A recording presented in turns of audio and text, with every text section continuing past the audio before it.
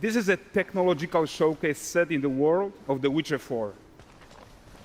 What you just saw and are going to see now is running on a standard PlayStation 5 at 60 FPS with ray tracing. So in the game, you'll be playing as Ciri, a professional monster slayer, a witcher. She explores the world and hunts down monsters for coin. The region we are in is called Kovir, and you'll get to explore it in the game. Right now, Ciri is investigating a monster, and after gathering new clues, she is heading back to a nearby village.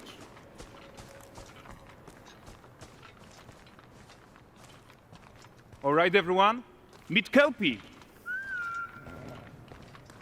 Let weeds be weeds, Kelpie. So just like Geralt and Roach, Ciri has her own loyal companion. We return to town. These two characters need to feel like one. Since you're gonna explore the world on horseback, riding needs to feel seamless, natural, and just fun. Yeah, and to support that, we're introducing multi-character motion matching in Unreal. So Ciri and Kelpie, they're perfectly synchronized when mounting from any angle and speed. And we also support root motion movement on Kelpie, so controlling her feels realistic and grounded. And there are also some really nice improvements to our Unreal Chaos Flesh Solver and these machine-learned deformations. So you've got realistic muscles moving and stretching under Kelpie's skin without compromising the performance there.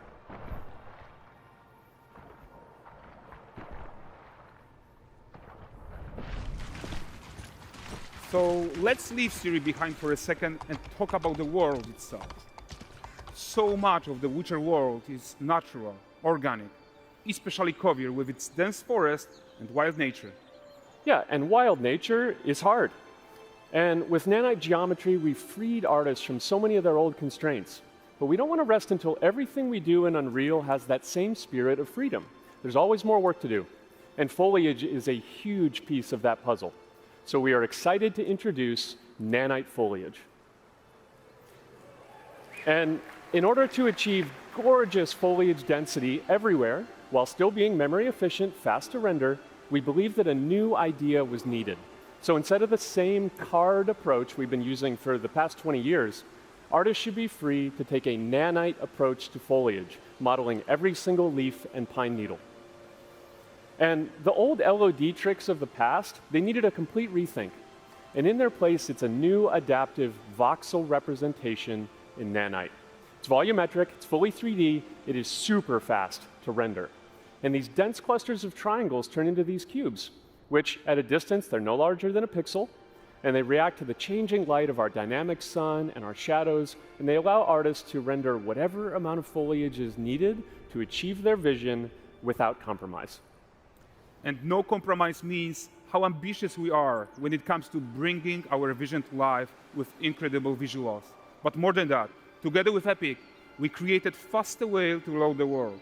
We can now bring in more content more quickly for the smoothest possible experience as we fly down to catch up with Ciri.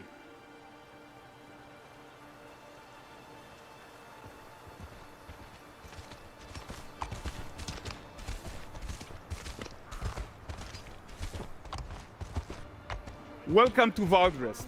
So Valdrest is a port town, a hub for fishing, trade, and mining. It's one of those places where you can meet shady characters or overhear gossip from other lands. It's also where Ciri took on her current contract. High-tech, let's leave Kelpie here and explore the marketplace and food. I'm so excited we can finally show you some of this stuff. Let's see what Valdrest has to offer. Not her again. Not even at the land Exeter Fair. Now, 9 gazes while I present him with a fish. For the furry rascal will often wait, and the fair's weight grants good fortune. For this feat,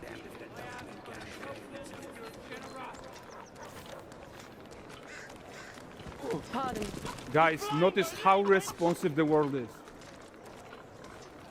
Character actions directly affect what happens around you, sometimes even setting off chain reactions.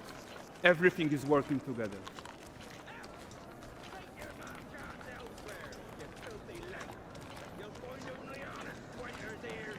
Oh, look at this poor gentleman being taught how to fly by an angry innkeeper.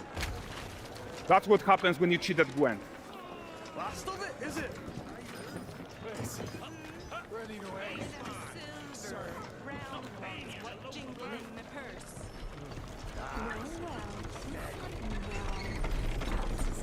Okay, so this is the guy who gave the series quest his own. Like you probably suspect, he has his own agenda in all of this. You off your tits again, Wilfred? Get your ass up.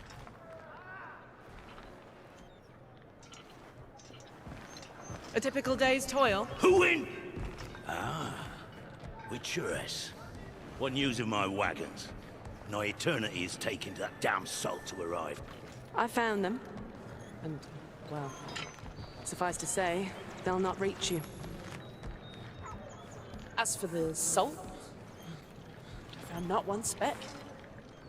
I presume this comes as no surprise to you. Now. Kavir's smuggling trade is of no concern to me. Shush, shush, shush. The manticore that flattened your cart and devoured your men? Quite the opposite. Manticore? No, them winged hellspawn dwell in the arse end of Creighton. While Siri decides what to do about that merchant, let's take a look at the character technology that powers this marketplace. Why don't we listen in on these fishmongers? They're selling their wares, chatting up customers. Morning, catch this is. Won't find none fresher. Rugged me ladies after one of those. Get this cleaned and gutted for you. You mind, dearest? Into seeing something more. Got mackerel cod, all Brexit's finest. And there is tons of tech at play here, even in this simple market stall. Metahuman tools, improved Unreal smart objects, chaos cloth, and more. Yeah, and all of this exists to make sure that the gap in quality between Siri and NPCs is as small as possible. Yeah, and closing that gap, it's not just about fidelity, right, but also authenticity. They should react to changes in the world around them. But the prisoner in Pillory isn't exciting enough for Valdrest. Let's grab everyone's attention with a circus.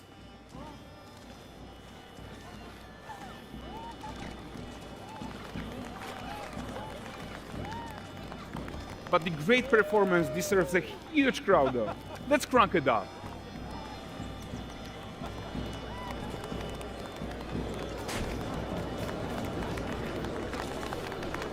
So you are seeing tons of optimizations here to many of Unreal systems, including an entirely new Unreal animation framework, allowing us to fit easily in our 60 FPS budget, not just in rendering, but also with room to spare on the game thread. Over 300 animated skeletal mesh agents all going about their business. And the whole point is to leave breathing room for developers like you to introduce the gameplay and the systems that your players expect, empowering you to make your worlds come to life without Unreal standing in your way. You are right. And that's the open world RPG that we're making. But before we wrap up, how about one final check-in with Siri?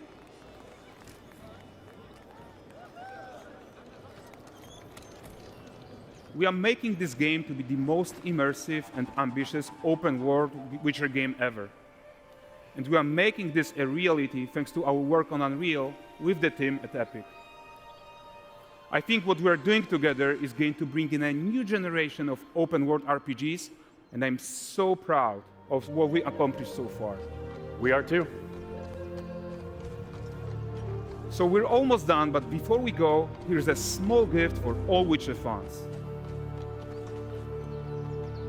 A first look at Lanexeter.